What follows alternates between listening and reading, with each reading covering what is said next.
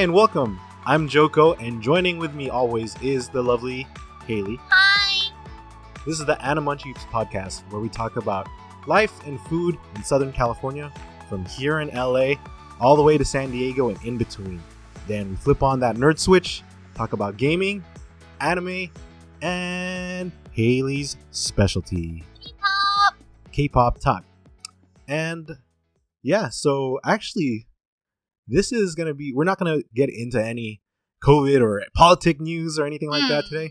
We're going straight into food. Oh. Diving in. Already, huh? Already. And we're actually moving out of LA, out of the in-between Orange County, since we talked about Feng Shui. Now we're going to actually be in San Diego. We talked about it. We wanted to highlight San Diego because we go there fairly often. We do. And one of the places that we both love a lot. What is it called, Haylee? Harumama. Harumama. It's an excellent place. We actually, I think we found it when we were searching up Ramen? No, I don't think it was ramen. The character buns. Yeah, so they have the character steam buns. I think Haylee was looking it up, and we kind of found it in San Diego. Yeah. So we made sure to bookmark it to check it out next time that we were there. So when we finally went, this was a while back. So they have. It's been like a couple of years. It's been a while. They have, so it's steam buns. You know, if you're familiar with Shopao and stuff like that. So they're steam buns, except they make them shaped as cute characters, like animals. And actually, a long time ago, they don't do this anymore though. But like when they first were starting to, I think, release the characters, they actually had like Totoro, Pikachu, Winnie the Pooh. Yeah, so all these really cute figures and Hello Kitty as well. Oh yeah, Hello Kitty. And it's different flavors. Like depending on the character you get, you can't like ask for Totoro with this specific one. Right, it comes with a set flavor. Right. I think like, for example, I think Winnie the Pooh was like Nutella, something like that. It was Hello egg Kitty. custard. Egg custard. So yeah, so like, and then Totoro would have its own thing. Yeah. There's the Nutella. There's egg custard. They also have savory. Yeah. So like sweet, I think like pork, and there's red bean and stuff like that. Chicken as well. Right. So that's what they originally had, but I don't know if they got in trouble or someone for doing the ratted them characters. out, and they had some problems with that, maybe copyright licensing problems. So now they just do regular animals, which is fine. But though. They're still really cute. Yeah, there's like koalas. They have bunnies. They have a unicorn. There's a unicorn. They have like special ones sometimes. So like the koala and the unicorn was like for a limited time, depending on like seasonal stuff too. Right. Oh, that's true. Because I think the koalas was for the Australian bushfires. Oh yeah. Where they were trying to do like donations for it back last year. Right. Okay. So I mean, they do have different animals and like all the different flavors, and it's really cool because not just the steam buns are cute. Yes. Don't get us wrong; they're very kawaii, but they're also delicious. And it's not just the steam buns; it's not like a gimmick restaurant where people go just once to get just like Instagram. Cute stuff for the gram. But they actually have very decent and very good ramen. Yes, their ramen is really good, and it's like different flavors too. That is not your regular ramen. Because the one that I usually get, I think it's called the Flying Pig. Which is like it's a tonkatsu. But it has Brussels sprouts in it. Yeah, so it's a little different. But the flavor, Haylee and I are very picky with our ramen. We're kind of like ramen snobs, I guess. Yeah, close to boba snobs, but I think ramen more so. So we're ramen snobs. Yeah, that's a good way of putting it. So we are very picky, and Harumama has really it's very flavorful. The broth hits the right marks. Yeah. The noodles hit the right marks. Yeah, even like their meat, their char siu is very soft, tender, and their egg is really good because it's soft boiled. Egg is also important to us. We always make sure we get eggs in ours, and it has to be soft boiled. Yeah. I mean, there's some places that when they cook it, it's more like hard boiled. It's not like the real kind of ramen egg. Right. When you go to Japan, like the eggs in Japan for some reason are very orange. Yeah. I don't know if that maybe because they're so good. Yeah, or I think it's like different. Farm raised, or I don't know, but they're really orange and it's really like soft and gooey. I know some people might not like it like that, but I think the flavor really adds to the depth of like what ramen, has. It makes it extra rich too. And like she said, like the Flying Pig ramen, which has like Brussels sprouts, which is obviously not your typical type of ramen Right. Topping. Like they also have something else that I usually get. I forget the actual name. Oh, the fat duck. Yeah, perfect. And mine, instead of like the typical like char siu, like pork, obviously has duck. Yeah. And I love duck broth. I'm a big fan of like Thai, like duck soup and stuff like that. So their duck broth, so good. I was very surprised. Very I had to try it because when do you see duck ramen? You barely see that. Right. So at the opportunity of finding duck ramen for the first time, had to give it a try. That's usually what I always order whenever we go. I mean, we go there fairly often. Yeah. I mean, just because of the whole situation with COVID right now. We can't go as often as we want. But we're usually in San Diego like every few months. And when we go, there hasn't been a time that I can even remember that we do not go to Harumama. Yeah, they have like different locations too. Isn't there like 3 now? I think there's 3. The main one that we used to go to a lot was the first one, which was in like downtown San Diego near Little Italy. Oh. That's the original location. And one of the few ones that we went to recently is in La Jolla Cove, La Jolla Beach area, which is like a little bit right before San Diego coming from LA. And you have like, it's kind of nice too because it's like you have like this nice, beautiful beach view. It looks amazing if you get seated near the corner or something. Because they seat you outside now just due to like COVID and stuff, and we got to sit outside. But we have sat there inside too before like, you know, all this stuff was going on. And the view is still really nice. They have seats, see the ocean. Like seats, I think 4-seater, 2-seaters. They could probably fix it. But yeah, you're literally like overlooking La Jolla Cove and the ocean, so the Pacific Ocean. Yeah. You really have a nice view with a nice dinner, and it's very reasonably priced. Right. It's not like crazy. No, it's not expensive. So if you're in the mood for character cute buns for the gram, but you also want your fill of good ramen, Harumama. Yeah. Easily, I think, our main recommendation whenever anyone asks us, "Oh, where do you guys eat in Harumama. San Diego?" Harumama. So check them out. Super cute, super delicious. Yes. Can't go wrong. And I'm not going to apologize if you don't like it because you will like it. Yeah, they have other stuff too, like other than ramen. They have sushi. They have good, decent sushi too. But we're always there for the ramen and the buns, obviously. The buns especially because, you know, Haylee. Look at her. You could tell that she's going to order buns. Just look at her. So, yeah, San Diego. Check it out. Love San Diego, too, as a city. If you haven't been or if you go, you know exactly what we're talking about. It's just a beautiful city, too. Yeah. So much stuff there, especially like when San Diego Comic-Con happens. We try to go there every year, but obviously fell apart. And we didn't get tickets the one year, and it happened where like COVID happened. Yeah, so it was like, anyway. It worked out, I guess. Like, but yeah, besides that, San Diego Harumama, check it out. You won't be disappointed, like I said. Ramen, the duck ramen I recommend Haley's is the pork flying pig tonkatsu, which is tonkatsu is pork based. Yeah, and they also have, I think, like. Oh, they have, I think, a vegan option. Yeah. We have a vegan friend, so this is always good to know. They have vegan options too, I think, in terms of the ramen as well. So definitely check it out. And I'm sure some of the steam buns are vegan as well. We just the red bean because these, you know, the bread itself, like the bun, is usually vegan also already. So there you go. Something for everybody. Right. You're welcome. So time to flip on the nerd switch. Oh, no. This is very early, I know, right? Yeah. But we're actually going to talk about gaming, which is what we say in the title sequence, but we haven't talked about.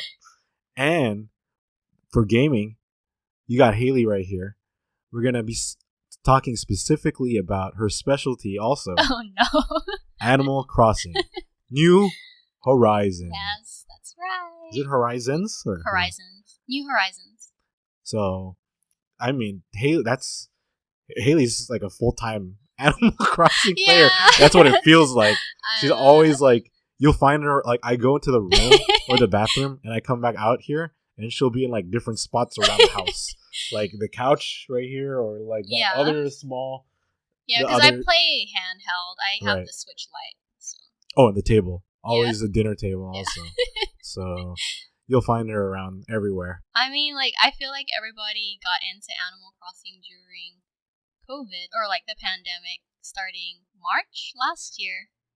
Like, right. Because it came out, I think, March 19th. And that was literally when everything shut down. It's kind of a conspiracy. Right. Nintendo planned it. No, I'm just kidding. But it came out at a really good time, I guess, for everyone because we have to stay home. And then all I did was play Animal Crossing. I now have like maybe 1,200 hours on that game. It's insane. I think the crazy thing is, too, that the community is so big. Like, it's a very, very open and global community. Right. So I actually started playing the game when it came out, so like March 20th, but I didn't make an Instagram like for my profile for my Animal Crossing pictures until I think July. Right. Yeah. Then you had like your Instagram because you're following other so creators too. Right. So on my personal Instagram, before I was stalking a lot of people in the Animal Crossing community because I would get like ideas for my island. And then I decided to make my own because actually one of our friends, Christian. Oh, yeah. He actually told me, he's like, Haley, why don't you make your own Instagram account? Your island is so good. And I was like, nah, it's not as good as like all those other people. He's like, just do it. So she did it. And now she has a lot of followers. And more than that, she has a lot of friends, like global friends across the world that she has play dates with. Yes. She had 3 yesterday. I'm very exhausted from talking because we use voice chat when we do play dates and we do like tours of other people's islands. So, and then we get together like a group of friends. It can be up to 8 people. And then, we just explore their island and it feels like you're traveling, but inside the game. And then you get to talk to your friends. Yeah, so they're just like having photo shoots and all this stuff. Like, we even cosplay because I think the one yesterday that we went to, it was like a Ghibli themed island. So I got to dress up as Haku from Spirited Away. Right. It was really cute. I mean, we'll probably post a picture of it. Yeah, so I mean that's the really cool part too, because you have friends. Her friends are from, I remember from England, yes, London, UK, Scotland, Malaysia. Indonesia, Thailand, Philippines. It's a global thing. It's really, really cool to see like all these people united because of Nintendo and Animal Crossing. Right. But I feel like it's more so if you make an Instagram account and join that community through Instagram that you'll be like part of that. Because if you're just playing the game, you're going to just play with people that you know in real life. Right. Or even by yourself sometimes. Right, even by yourself, which is how I started as well. But then like I would see other people posting it and I'd be like, oh, I want to have play dates with people, like with these really cool islands. It's really cool because I think having this type of community pushes everyone to their limits because of their creativity. Right. Because Animal Crossing, you don't win. You don't lose. There's no end game. It's just no end game. You just build, create. You have animal neighbors. Yes. Your villagers, and I think it's one of those games where you just live it out like it's like real life. Right. Like, and then like there's no actual goals. You set your own goals in terms of creativity and what you want to do with your island, design the island. Right, because like a lot of people have maybe. So for mine, for instance, I have a Japanese themed island, and I take like inspiration from places that we've been to in Japan. But then there's other people that do, like I said, the Ghibli themed island. There's even some of my friends have done Haikyuu islands, so like anime themed islands. There's also like there's there's too lot. many. Look, you can tell in her eyes. She's like, oh man, she sees like all these islands in her head. There's like ones that look like Hawaii or like a tropical island. It's really, I mean, you can use your creativity to like all kind of. It's limitless, basically. Yeah. So it's very cool, and it's cool to see because she's on voice chat. You know, with, like on her phone, and she has her earphones on, and she's always just laughing. That's all he There's hears. No one else in the house. It's just me and her, and I just hear laughing. I'm like giggling. She's crazy. Like she's giggling, like she's like a psycho maniac in the corner of the dining room.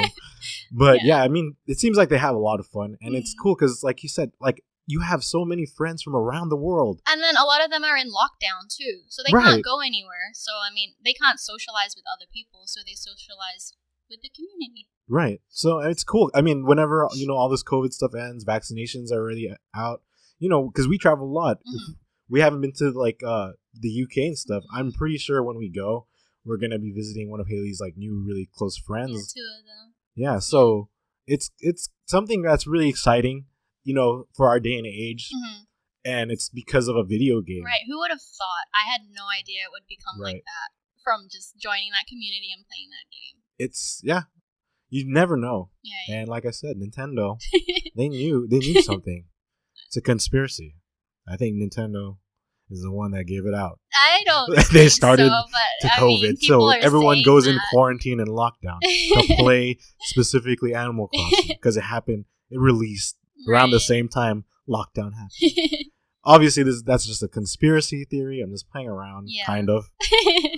But I mean, that, like I said, you have like all these new friends and it's like a global thing. You have Yeah. global friends across the globe. I don't play Animal Crossing, so Haley is my only friend. Shout out to my Animal Crossing community. Yeah, there you go. Now's the best time to do it. Mm.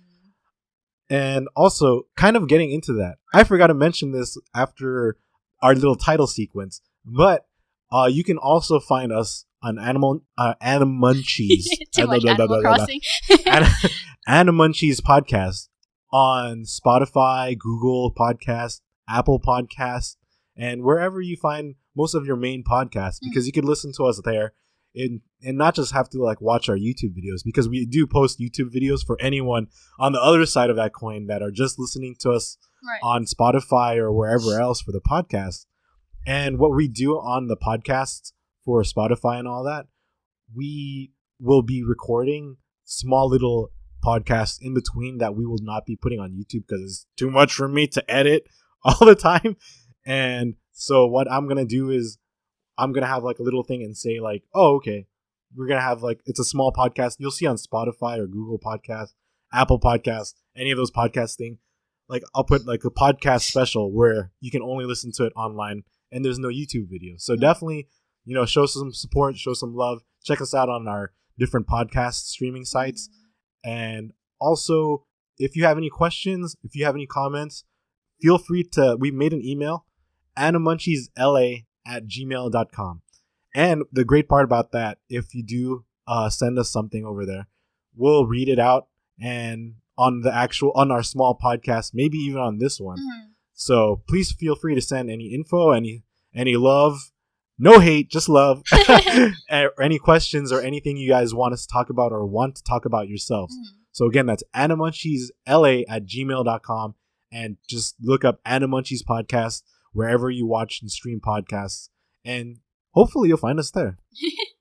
Now, since the nerd switch is still on, and if you can't see it because you're just listening in, there are 3 interesting objects on our table. These are light sticks. So let's activate K-pop talk mode with Haley. Woohoo! I'm getting so much today. Yeah, so I'll let her explain the light stick concept because that was kind of new to me when I was, when she kind of introduced K-pop and everything to me.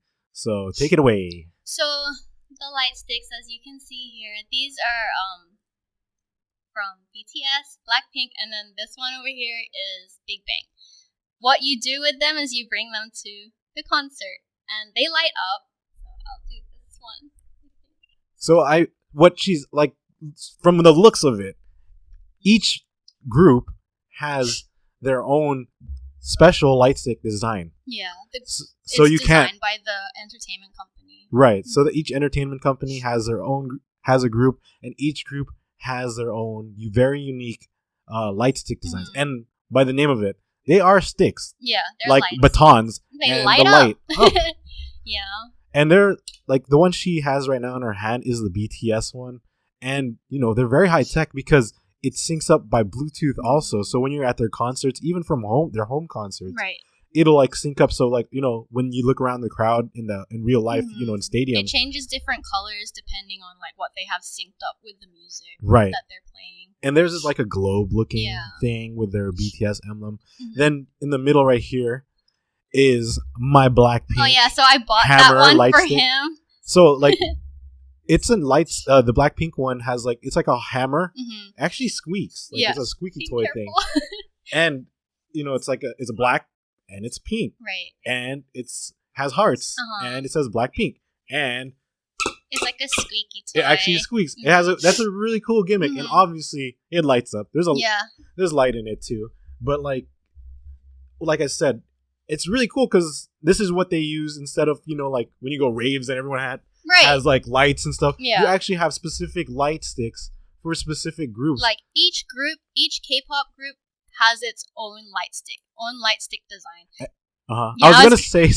I was gonna just let everyone know because Haylee always gets annoyed or upset at me when I was like, "Oh, can I just bring my Blackpink one to the BTS concert?" Right. She's like, "Nope, that's blasphemy. Yeah. They will destroy you." Yeah, you can't do that. You have to bring it. You have to bring the right light sticks for the right group. Otherwise, it's kind of like, I don't know. It's for your safety. Yeah. Because these other fans, because each group has their own fandom. Yes. That we haven't really talked or spoke about really. Yeah. But we'll kind of get more into that. But anyways, like BTS's ARMY, you bring some other light sticks over there, they will be the ARMY's swarming on you like bees. So pissed off. I would be mad. I'd be like, "What are you doing with that light stick?" Because I think you're taking them as a joke and all this stuff. K-pop fans are serious fans. Like, I was just gonna say this one. Oh yeah, is Big Bang's one, and it's very special to me. I've had it for over 10 years, but I'm waiting for their comeback. And that one that she's holding for people who are not able to see this, it's like it looks like a crown flower, like a yellow crown flower on a white like baton. Yeah, which is really cool too. I got her the crown part, like it's a special one. Yeah, for their 10-year anniversary. Because it has like this like chrome designs on it, but yeah, like every one of them has different, unique, like designs, gimmicks. It's really cool. Yeah, I mean, we'll probably post like a clip. It looks really cool when everybody in the crowd has their light stick because it's just like a wave or like a sea of light. Sea of light. Yeah. A sea of fans. Yeah.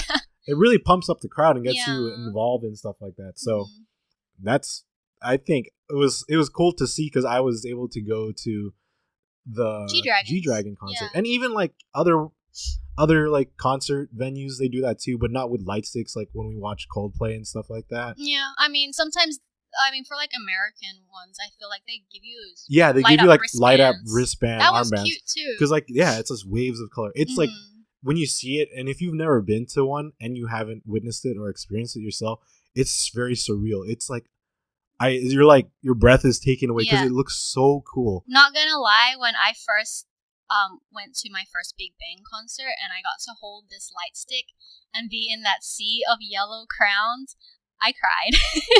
Yes, Haylee cries often. I was so emotional. I was like, "Oh my god, I can't believe I'm here." Yeah, so I mean, that's the kind of effect it has, and that's the importance of it because it's made specifically for the specific fandom of the specific groups that you're a fan of. Right. So that's why we have these three right now.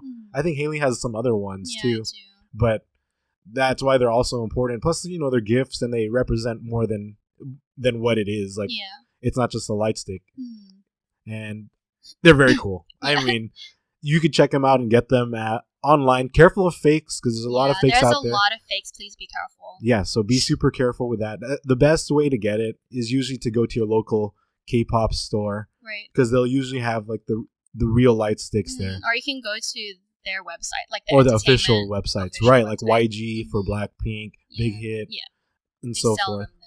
Yeah, so definitely grab one if you're getting into K-pop. If you want to get yourself ready for Blackpink's concert. Hell, I even used the BTS one, or the Army Bomb is what they call it, when they did the online concert. I was in the living room holding waving around. It was getting lit. So yeah, I mean that's the really cool thing. So if you never heard of them or seen these things, or you've probably seen them, you're like, what the hell are these? Yeah, they are light sticks, and they represent a specific K-pop group. So they usually have the name on it too. If you're curious to look at it, or you can always ask around. Some of them are such cool designs too. Right. Even some groups that I haven't even heard of or seen for the first time. Yeah. I'm just staring at, because they usually at the K-pop store have like a display of all of them. They are really cool and they have a lot of cool different designs and gimmicks. So check it out. Grab yourself one for the show that's going to be coming up soon. Maybe for BTS when, they start doing global tours again. And we'll see you guys there. And now, time for our small anime segment. Our spotlighting over here, you can see the manga right here. Dr. Stone. And the reason why is because Dr. Stone second season is coming out very soon. And Dr. Stone is a very interesting anime. Right. It's kind of like, I guess the premise is there was like this big bang flash. Yeah. And it literally turned the world to stone. Yes. And I forgot how much later on in the future, basically like later on in the future, like they start waking up from this stone sleep, because they literally are frozen wherever they were. Yeah. And for some reason, they do not know anything. They're figuring. He was so powerful. Remember, he was counting the days or something. Oh yeah, but like because he's really smart. So basically, the protagonist is very smart, and he's almost like a scientist, but I think he's like in high school, just a really smart high schooler scientist kind of protagonist. Right. And when he finally broke out, everyone's is different. Like the time, the reason. Like, so he's trying to figure everything out. And basically now they live back kind of like in the Stone Age because there's no electricity and stuff like that. And it's really interesting just to kind of go on that venture to see how life would be again without all the modern when you've already conveniences we have. The modern conveniences. Yeah, so like they make and they do certain stuff. Like he even made cotton candy and stuff and then he like had to that. like learn how to make fire again. Remember, Of and course. then the light bulb. Yeah, so I mean, he takes a lot of his knowledge in science and actually uses them in terms of bedrock Rebuilding. Stone Age. Yeah, kind and then of they thing. have to rebuild their community, basically, right? Yeah, basically, and from there, like you'll that we don't want to spoil a lot of it, but that's like the premise of it, and it's really interesting just to kind of see, and like the animation is pretty cool too. It's unique, also like thicker lines and stuff like that, and that's the main premise of it. We don't want to. There's a lot of spoilers if we get more into it. Yeah, we don't want to because if you haven't seen it, we don't want to give it away. Right. But if that's okay with you, I mean, that's why, like, just let us know. It's better for us to know if you want us to describe and let you know more about the anime, then you'll find out. Yeah. Or, if, we'll just give you a small little spiel about it. Yeah, it's really good, though. It's interesting. It wasn't like any other kind of anime that I've watched before. Yeah, in a good way. Yeah, in a good way. And, of course, it's a shonen anime series. So, there's action and stuff like that. And it's really entertaining, too. Music is interesting too. Like in the opening intro, I could just hear it in my head. It's like, oh hi yo, yeah. And then besides that, it's a really good series, and that's why they have a second season in terms of the anime. And I'm almost curiously piqued at maybe I would want to start the manga, but since the second season of the anime is coming out so soon, I'm able to hold myself back from my curiosity. So I'm waiting. It's almost here. Season 2. Dr. Stone. Check it out. It's really interesting. It's like all the modern conveniences, like we said, that you're used like you get to see their struggles on how to make stuff. Like, remember when they tried to make ramen? Oh yeah, but it's not like just like creating random, like creating the basic necessity stuff. It's interesting because trying to make ramen and all this different stuff. It's really, really cool, and you'll enjoy it. I'm sure you will. So definitely check it out. Dr. Stone. Season 1 has already been out. I believe it was like last year or maybe 2 years before that. And it's subbed and dubbed. So whichever way you swing. So check it out. Dr. Stone. And also don't forget to get your light stick. So, I mean, that's pretty much it for today. I feel like we covered a lot. We did a very good job condensing it. I know. So thank you, Haley, for your expertise in K-pop and Animal Crossing. And as always, wherever you are in the big wide world on the globe, stay safe and we'll see you next time. Peace. Peace.